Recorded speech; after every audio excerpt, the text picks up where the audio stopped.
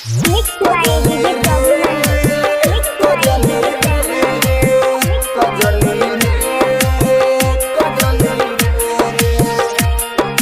Kalika Movies Recording Studio, Sugauli. कहाँ DJ Prabhu नानी जान लेगा का?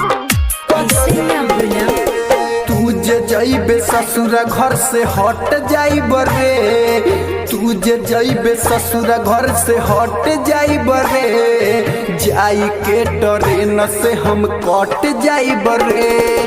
तू जे जइबे ससुरा घर से हट जाइब रे, जाई के ट्रेन से हम कट जाइब रे। कजली रे कजली रे कजली रे कजली रे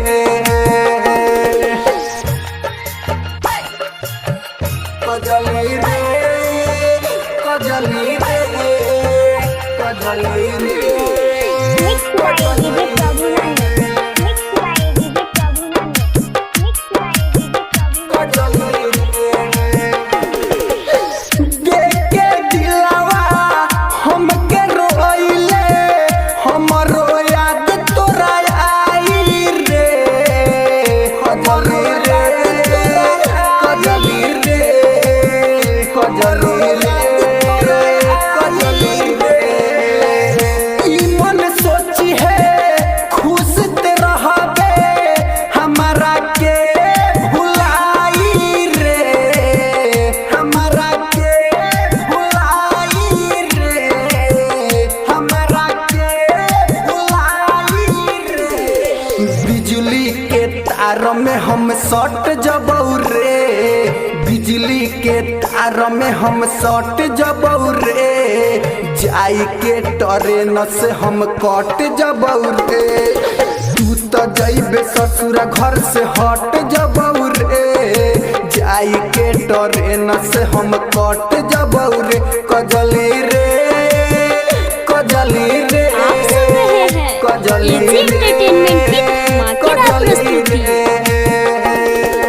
Mixed by DJ Prabhu नानी. कजली रे कजली रे कजली रे कजली रे। खइले जवान क्रिया कसम नाही तू निभइले रे, नाही तू निभइले रे, नाही तू निभइले रे।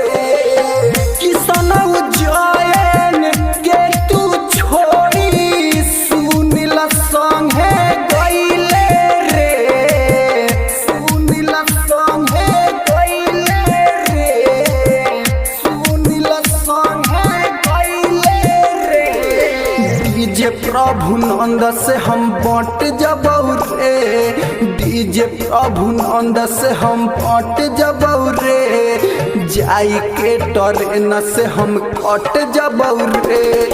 तू जे जइबे ससुरा घर से हट जबौ रे, जाई के ट्रेन से हम कट जबौ रे।